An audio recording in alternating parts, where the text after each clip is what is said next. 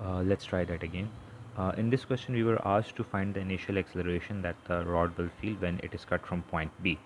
Uh, so here is some initial data: D, L, and M, where M is the mass of the rod, L is its length, and D is the distance that uh, the strings extend to. Now, when the rod is uncut, when the rope is uncut, when we have the situation is that the upward two forces, which are the tensions, balance the downward force, which is the weight. But as soon as you cut that,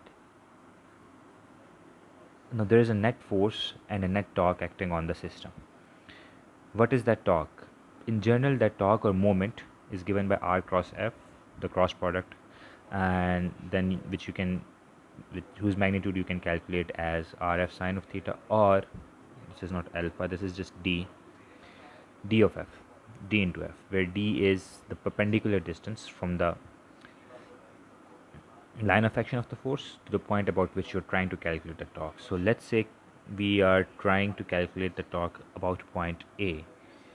What is the line of action of the force? If this is mg, the downward force, then this whole line that I can draw through here is the line of action of the force, and the perpendicular distance would be this distance, L divided by 2 to A, and the product will give us the torque or the moment due to the force mg about the point A.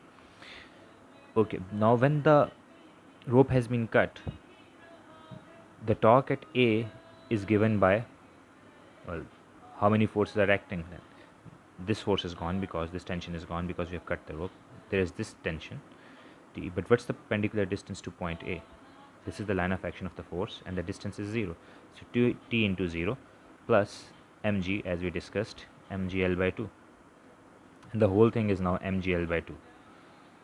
Now torque is also equal to I alpha, where I is the moment of inertia and alpha is the angular acceleration.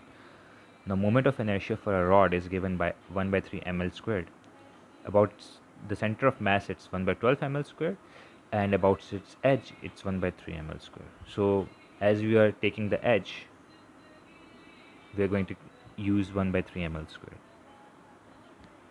Now if you take 1 by 3 ml squared and you equate the two torques, the two equations for the torque, then you get 1 by 3 ml square alpha is equals to mgl by 2. You get this equation, and from here you can solve for alpha, that is 3 by 2 gl og over L.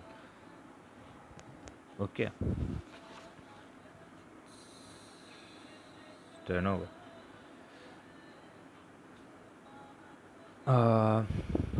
Now we were to find the acceleration, and acceleration is r times alpha, right? And alpha was 3g over 2l, and where r is the distance